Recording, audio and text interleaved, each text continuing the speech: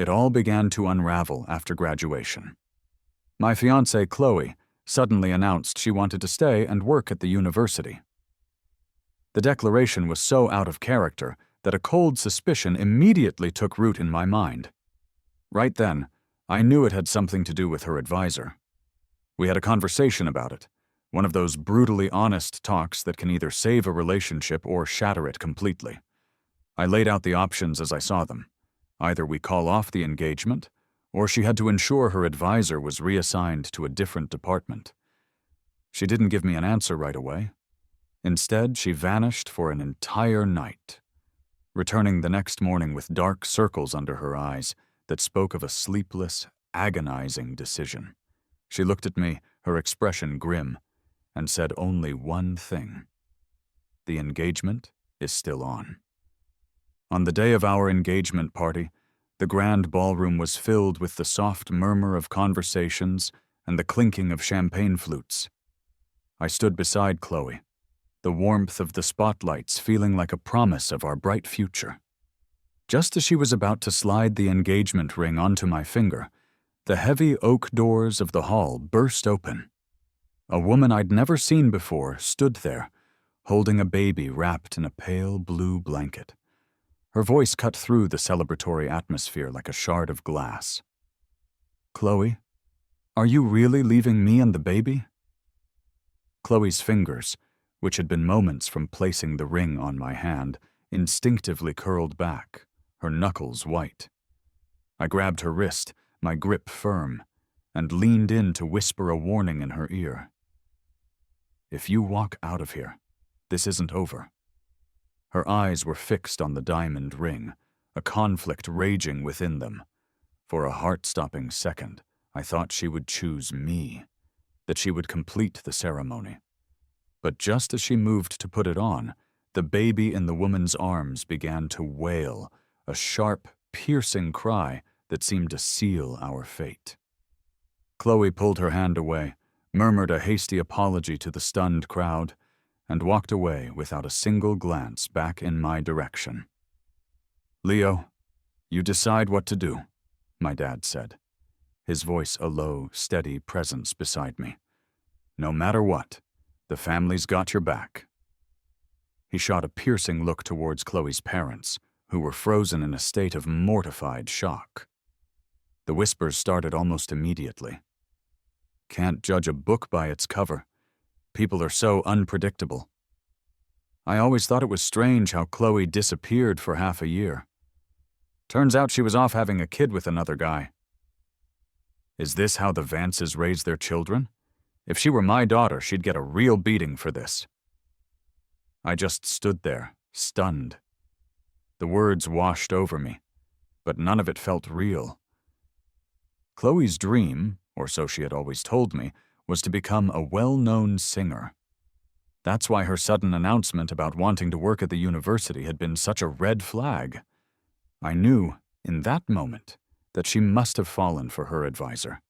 My best friend Mark had laughed at me, telling me I was being overly sensitive.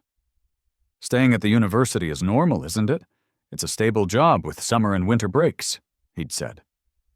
I smirked to myself at the memory, because Mark didn't know the full extent of our family's background. For her 21st birthday, Chloe's gift from my family was a significant share of the Sterling Corporation's profits. With her financial situation, she could do anything she wanted. There was no conceivable reason she would ever want a 9-to-5 job at a university.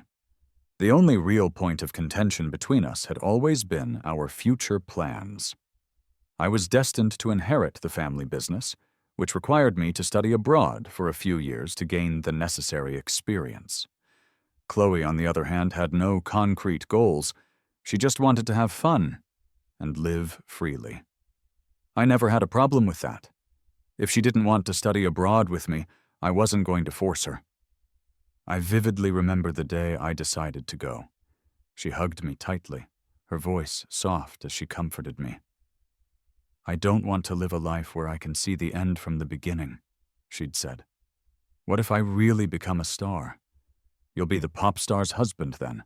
I'll come visit you overseas. Isn't that more thrilling?" I was convinced by her vision of a more exciting future, so I left the country. She stayed behind for her freedom and her supposed dreams.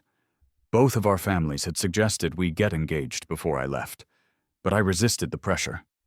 Back then, my thinking was simple. Let her chase her dreams. Marriage shouldn't be a restraint. I never imagined that her freedom would include having a child with another man.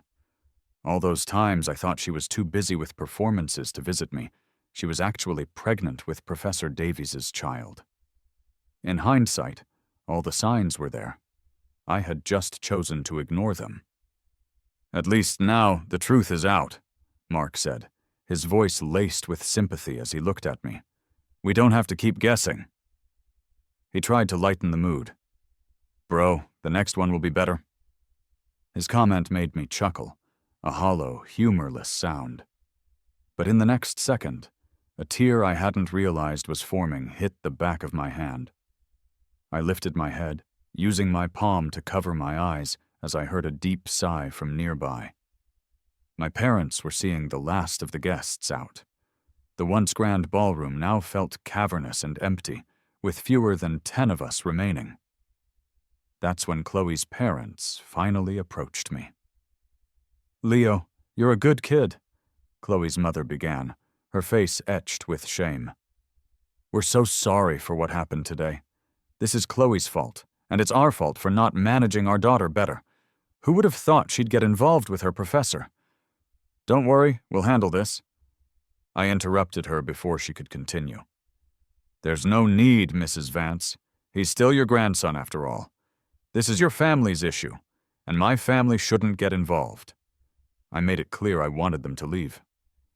"It's been a long day, so I won't see you out." Chloe's parents looked deeply uncomfortable, but couldn't find the words to respond. Before leaving, her father made one last, desperate attempt. "Leo, I'll offer you 30% of our shares if you'll give the child a name. We can treat it as an adoption, and our families can bury this whole scandal." I let out a short, incredulous laugh. "Why would the Sterlings risk their reputation for your scandal?" His face turned an awkward shade of red with embarrassment. Seeing my firm stance, they finally left, their shoulders slumped in dejection. I didn't expect to see them again so soon, but there they were at a college reunion a few weeks later. Chloe and Professor Davies stood confidently in the middle of the room, basking in a sea of praises and congratulations from our former classmates. "Chloe is really the Vance's second daughter, isn't she? Kept that a secret too well," one classmate chimed in.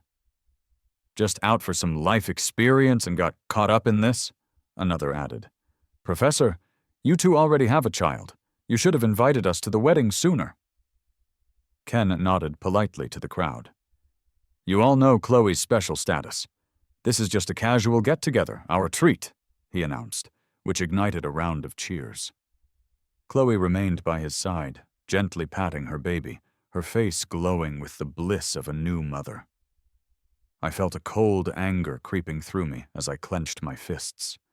To accept blessings so publicly felt like a deliberate slap in my face. The entire scene felt utterly absurd.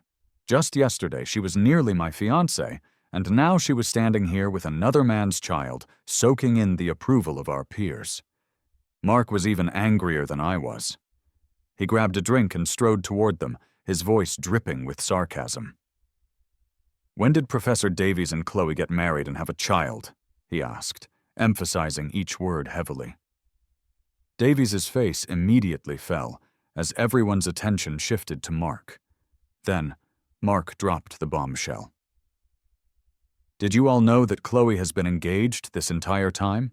Tell me, Professor, as an educator, do you get some kind of thrill from being the other man?" It was like a bomb going off in the room.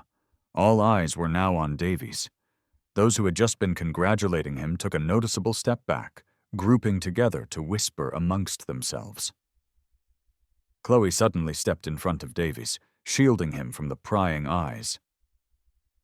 "Before you know the truth, I'd advise you to hold your tongue and avoid making trouble for yourself," she warned Mark, completely unfazed. She then shot a fierce look in my direction before addressing the room. Since we're all here, I might as well state it clearly. Yes, Leo and I were engaged, but it was an arrangement made by our families. It doesn't reflect my personal wishes. As an independent individual, I believe I have the right to pursue love. Some people still act like we're living in the past when arranged marriages were the norm. I'm not letting anyone chain my life down with marriage. Chloe lifted her chin, exuding a misplaced confidence, and a few of our classmates looked almost ready to cheer for her supposed bravery. I couldn't believe she was trying to shift the blame onto me, painting me as some oppressive figure from a bygone era. She thought I'd still be the fiancé who would tolerate anything for her sake. I let out a cold chuckle and stepped forward. So, you're saying you never agreed to the engagement? Why didn't you refuse earlier? How many benefits has your family received from mine because of this arrangement? You're not a child, Chloe. You had countless opportunities to tell me before our engagement banquet, yet you chose not to. Don't act so high and mighty. You're disgusting. Chloe stayed silent, her expression ugly. Davies jumped in to defend her. Leo, it's not like that. Chloe wanted to tell you earlier, but you were preparing to go abroad. She didn't want to mess things up for you. She planned to explain everything when you got back. She was scared you'd be mad, but she did have feelings for you. Keeping it from you was for your own sake, he said, his tone self-righteous. Their excuses made me sick. Mark couldn't help himself. Are you saying Leo should just bow down and thank you, cheaters? He snapped. Shut up, Chloe fumed. Professor Davies and I never did anything while I was in school, she protested. Mark scoffed. So what? You can't change the fact that you were his student. Chloe looked at me, but offered no further explanation. She just grabbed Davies' arm and left. Professor Davies had been my class teacher. When Chloe decided to switch to my major, she was transferred into our class. I had noticed her visiting his office frequently and asked her about it once. She just laughed and clung to my arm, saying she wanted to spend more time near me and was just making up for missed classes. Getting jealous over nothing, she had teased.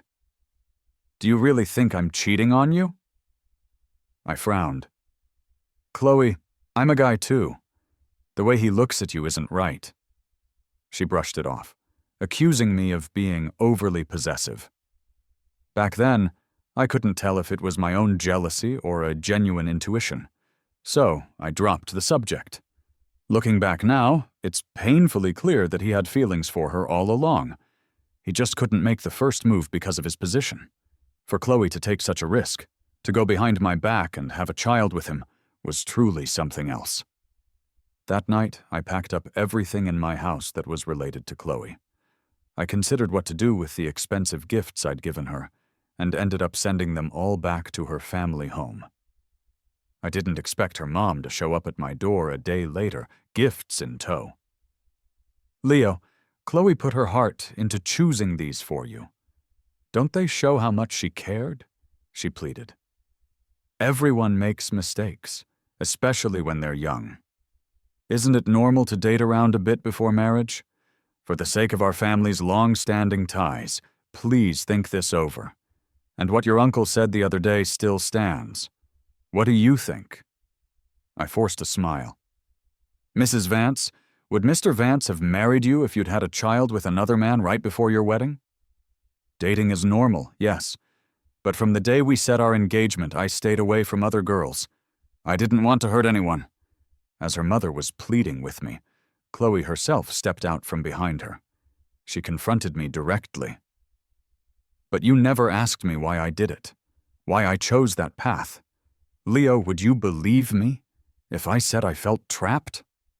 Are you really okay with severing our ties just like this? Doesn't it hurt me too?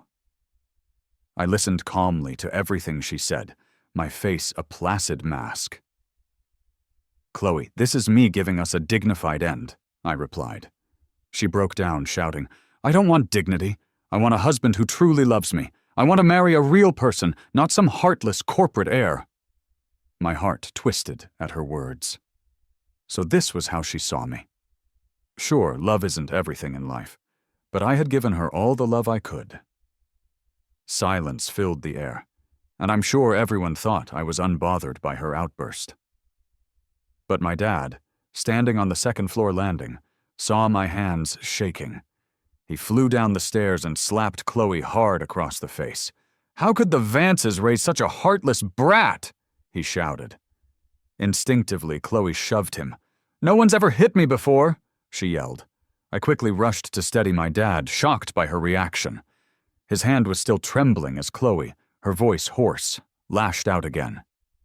"If you hadn't made Leo so rigid with all your rules, we wouldn't be in this mess. It's all your fault." "Shut up," I roared. "Chloe, you have no right to criticize my father. Get out of my house." After she finally left, an overwhelming exhaustion swept through me. My dad hadn't recovered from the shock of it all. He just stared blankly at me, wanting to say something, but then he simply lowered his head and went back upstairs. I didn't know how to comfort him. After revealing her true feelings, Chloe became more openly affectionate towards Professor Davies. Not only did she get the child registered under the Vance family name, but she also used her family's connections to get Davies a more respectable job. On his birthday, she booked a table at the most exclusive, hard-to-get-into restaurant in the city and posted a picture of them together. Everyone in our social circle knew about it instantly. Friends sent me screenshots of her post. "Leo, are you just going to let this slide? You're seriously going to put up with this?" I didn't reply. I just quietly opened the post and saw a flood of comments. Most were mocking and sarcastic. "Chloe, you're amazing. You actually bagged your own teacher. If you didn't want to marry Leo, you should have just said so. Why waste his time? Leo is my ideal man. You can play around with a guy like that, but isn't it embarrassing to bring him out in public?" I was scrolling through the comments when I saw one that had been pinned to the top. It was from Chloe. "Background doesn't determine a person's ability, and Ken is the love of my life. Disrespecting him is disrespecting me." And just like that, all the mocking comments vanished. My gaze turned colder. Chloe was making a public statement for Davies while openly slapping me in the face. What I didn't expect was that this wasn't even the worst of her actions. Because of Chloe's last stunt, my dad hadn't been sleeping well for days. Today, he couldn't even get out of bed. I was terrified and quickly called for an ambulance. The best treatment for his condition was at the hospital owned by the Vance family. With my hand shaking, I dialed Chloe's number, hoping she would at least arrange for a doctor. She hung up on me 3 times.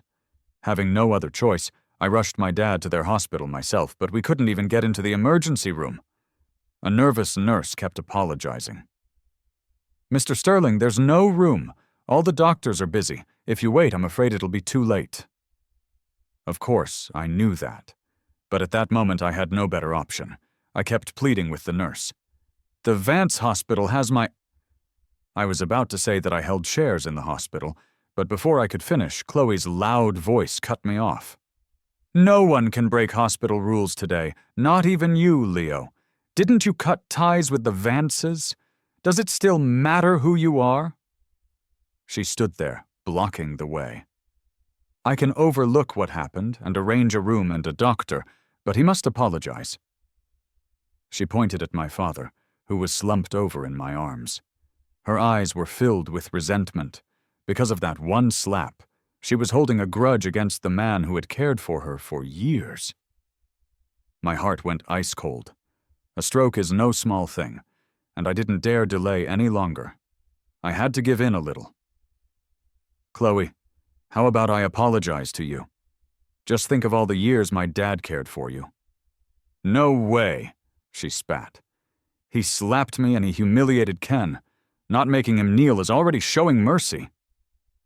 She blocked the hallway, completely unconcerned with the stares of the people around us, insistent that my father apologize. The crowd grew larger. Just when everyone thought my father would be forced to apologize.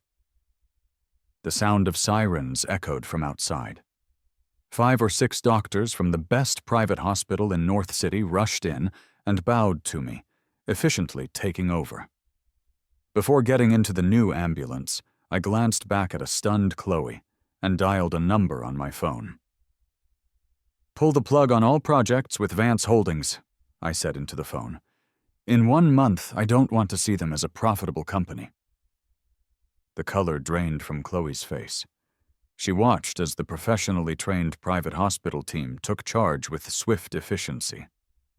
She wanted to say something, but one look from me silenced her. There was no warmth left in my gaze, only a chilling coldness.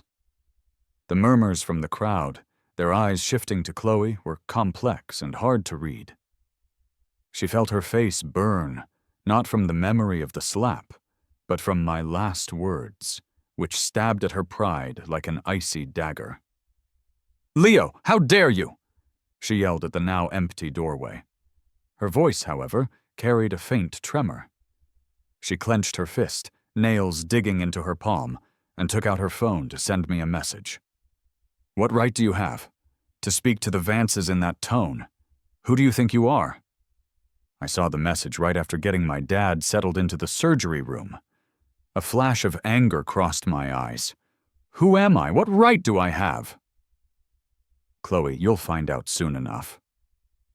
I didn't reply. I just sat there, anxiously watching the light above the surgery room door. Chloe stood in the hospital's lobby, a wave of fear crashing over her after her anger faded. "Chloe?" Davies appeared at her side at some point, his face lined with concern and a hint of tension. "Don't worry, Leo's just angry. He won't actually do it." He had, of course, heard my words about pulling out of the Vance Holdings projects, so he rushed to comfort her. Chloe grabbed his hand, trying to suppress her trembling. "Yeah, Leo just got back from studying abroad. He doesn't have that kind of pull in the company. I was just overthinking because I care too much." Chloe snapped back to reality, forcing down the rising panic and trying to maintain the dignity of a Miss Vance. She took a deep breath and forced a smile for Davies. "It's no big deal. What can he stir up? The Vances won't back down. Let's go see the baby. The nurse said he woke up and was looking for you." She gripped Davies's hand, seeking his warmth to dispel the chill creeping inside her. But his hand was a bit cool, too. He looked back in the direction the ambulance had disappeared, his eyes unreadable behind his glasses. At the hospital, the surgery light finally went out. I rushed forward. The doctor gave me a reassuring look. "Your father had a sudden outburst. The strong emotions triggered a vascular spasm in his brain. Luckily, you brought him here in time, and it didn't lead to a major stroke." The doctor paused, glanced at me, and then continued. "But there are noticeable after effects. His muscle strength on his left side is reduced, and his speech is temporarily affected. He's going to need a lot of rehab. Also, he must stay calm. No more stress." I listened in silence, frowning hard. I gently held my dad's limp hand, feeling its cold softness. "Dad, don't worry," I thought. "There won't be a next time. Those who wronged you won't get away with it." By the time I had everything sorted out, it was late at night. My phone had buzzed with a dozen messages. Our mutual friends told me that Chloe and Davies had gone viral. It turned out someone had filmed them comforting each other in the hospital lobby. The poster, a blogger with a knack for capturing dramatic hospital scenes and a modest following, had spun it into a captivating tale. It blew up fast. People recognized Davies. Some even sent anonymous tips to the blogger, saying he was once a college professor and Chloe was his student. Once outed online, they readily admitted to their romance saga, which surprisingly earned them a fair bit of goodwill. Davies's old academic papers resurfaced online, and people started calling him a breath of fresh air, a true scholar. I couldn't help but scoff, gripping my phone tightly. Chloe's recklessness, Davies's cowardly facade, and her parents' greedy shamelessness were like suffocating vines wrapped around me. Dignity? I had offered them dignity, but they tore it apart and tried to fling the pieces back in my face, humiliating me and hurting my family. Let them enjoy it while they can, because days like these won't last. In just 3 days, 10 deals integral to the Vance family's business were abruptly terminated. The reasons given were quite clear, citing mismanagement, leadership misconduct, and significant operational risks and trust issues. These cancellations meant Vance Holdings lost millions in orders and future profits. Far worse, it shook their market status and their standing in the value chain. Their stock plummeted. Chloe's mom's phone rang off the hook with demanding partners, panicked shareholders, and rivals who were reveling in their misery. Cornered, she tried calling me, but never got through. So, she came to Sterling Corp's headquarters to see my dad, only to be politely blocked by the secretary downstairs. Mr. Sterling is fully booked and not seeing anyone. For the first time in her life, Chloe's mother found herself pleading with the secretary. Please, just let me speak with him, even just on the phone. It's really urgent. If you refuse, I'll jump, she threatened, pointing to the window on the 30th floor. The secretary couldn't hold her off any longer and dialed the inside line to explain. But with my dad hospitalized because of her daughter's actions, I wasn't about to let the Vances off the hook. When the call connected, my dad didn't let Chloe's mom say a single word. He just said coldly, "Leo is the current president of the group. His decision is Sterling Corp's decision." And then hung up. Chloe's mom was at a complete loss. She had assumed my dad was behind it all, but didn't realize that the Vances' downfall was entirely my doing. Furious, her vision blurring with rage, she finally understood that this time, the Sterlings were all in to break ties. Her rage turned on Chloe. Storming into her apartment, she confronted her daughter. "Look at what you've caused! All of this for a man who's beneath you? You even stopped the chairman from getting medical treatment? Chloe, what is wrong with you? Don't you get it? The Sterlings were our biggest ally. Now look, they've struck back, and the Vances are doomed. Are you happy now?" Chloe, dodging her mom's furious gaze, glanced at Davies, who was trying to distract the baby on the couch. She attempted to defend herself. "Mom, Leo's dad hit me first. They pushed us too far. Why should we have to depend on them? We can—" Smack. Her mother's slap hit hard, far harder than my dad's had. Chloe's cheek swelled instantly, her ear buzzing. She had never seen this side of her mother before, and broke down in tears. But her mom wasn't finished.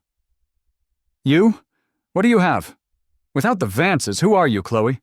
How long can your little dividends support that precious man and child of yours? Ken's current job is thanks to our family's connections. Wake up, Chloe, apologize to Leo, beg him. Drop that worthless pride of yours or get ready to become a street beggar." Chloe froze, her entire body cold. Her mother's fury tore apart the idyllic fantasy she had been weaving with love and freedom. She had thought her status allowed her to balance between love and material wealth, enjoying genuine emotions from Davies without giving up her comforts. She had even seen my sense of duty and family responsibility as shackles. But now, reality hit her hard. Without the Vance family's protection, her carefully crafted love utopia was nothing but a sandcastle. Watching Davies, her feelings were a tangled mess of emotions. He was holding the baby, avoiding her gaze, and spoke softly. "Chloe, your aunt was also anxious. Things are really bad now." "Are you scared?" Chloe's voice had a sharp edge to it. "Afraid of living a rough life with me?" "No, how could I be?" Davies immediately denied it, his tone a bit too urgent, which only made it feel weak. "I'm just worried about you and the baby, and the Vances. After all..." "After all, what?" Chloe pressed, the tension inside her growing tighter. "After all, Leo seems to be really serious this time." Davies' voice dropped. Chloe's heart sank to rock bottom. She finally realized it. The person who once adored her and couldn't bear to say a harsh word to her had now become the judge holding a deadly verdict over her entire family, ready to bring it down at any moment. And this was just the appetizer. First, the tax department launched a surprise audit of the Vance's books. Then, the environmental department inspected their factory, issuing hefty fines and ordering a shutdown. Companies that had once been dependent on the Vances began to quietly distance themselves, some even sabotaging them in secret. The Vances couldn't hold on for much longer. Chloe's mother was so worried her hair started turning white. She sought help everywhere, only to find that their once warm friends either avoided them or outright said they couldn't help. The Vance family's cash flow was on the verge of breaking. Their entire world was teetering on the edge of collapse. Chloe's life turned upside down. The glory of the Vance name she once prided herself on quickly faded. They couldn't afford their luxury apartment anymore. The high-end shops she frequented no longer welcomed her. She had to sell all her personal properties. Davies wasn't having it any easier. He had gotten into a top research institute through the Vance's connections, but now gossip about him cheating, being involved in a teacher-student affair, and getting a student pregnant spread like wildfire. He tried hard to prove himself professionally, but his reports were suppressed, and his experimental rights were revoked. The admiring gazes he once received turned into blatant mockery and pity. Chloe couldn't handle it anymore. She and Davies argued more and more frequently. She blamed him for being incompetent, for not being able to protect her and the child. He resented her for being too headstrong and lacking restraint, blaming her for the mess they were in. During one particularly heated argument, Chloe lost control and shouted, pointing at the child in Davies' arms, "It's all because of you. If it weren't for you back then." "Chloe?" Davies sharply interrupted, his face turning pale. "Are you insane? This is your child." Chloe was taken aback by the words that had slipped out. She crouched down, weeping silently. "What can I do? The Sterlings are trying to kill us. My mom scolds me every day. Everyone is laughing at us. Ken, I feel so helpless. What can we do?" A week later, an even bigger storm arrived. Davies was officially reported for academic fraud, and a formal investigation was launched. His world completely collapsed. He locked himself in the shabby little apartment Chloe had managed to rent, keeping the curtains drawn day and night. He knew the consequences of confirmed fraud all too well. Public disgrace, a shattered future, maybe even jail time. "It's him! It has to be Leo," he raved. "He's doing this to destroy us." Amanda looked at the man descending into madness in front of her, her heart filled with a mixture of disgust and fear. "Who are you blaming now? Why didn't you speak up when you were doing those things?" She looked around at the run-down apartment, the smell of cheap takeout hanging in the air. Over their parents' argument, the baby cried loudly. Outside, reporters were waiting. On the small television, the news of the Vance family going bankrupt was scrolling across the bottom of the screen. "It's over," Amanda whispered, slumping to the floor, her eyes empty. "It's all over." After that, Chloe tried countless times to find me. She even knelt outside the company building for 3 days straight, repeatedly smacking herself in the face. She didn't care about face or reputation anymore. She just wished she could turn back the clock. But there's no medicine for regret in this world. Vance Holdings crumbled to the ground. Professor Davies was arrested. She was left to raise the child alone, unable to afford even the cheapest apartment. The last I heard of her, someone saw her by the seaside, holding her child and staring blankly out at the water. My assistant asked if I wanted to send someone to check on her. I just shook my head. Everyone chooses their own path. I wouldn't interfere with Chloe's life anymore. Our paths would never cross again. Today, The hospital called to say my dad had fully recovered. I went to a flower shop to prepare a bouquet to go pick him up. As I walked in, I spotted a beautiful bouquet at the same time as another woman. Before I could say anything, she quickly drew her hand back with a smile. "If you like it, you can have it," she said. To ease the slight awkwardness, I joked, "Are you giving that to your boyfriend?" She shook her head, a sad smile touching her lips. "It's for my deceased brother." Not knowing how to comfort her, I awkwardly said, "My condolences." She suddenly shoved the bouquet into my arms. "That was our dog," she said, her eyes twinkling. "His name was Brother, because as a child, I was always envious of neighbors who had older brothers." She then lightened the mood, sharing amusing stories from her past. Coincidentally, we were both heading to the same hospital. This series of coincidences made me marvel at the wonders of fate. We talked for a long time, and when we parted ways, we exchanged numbers.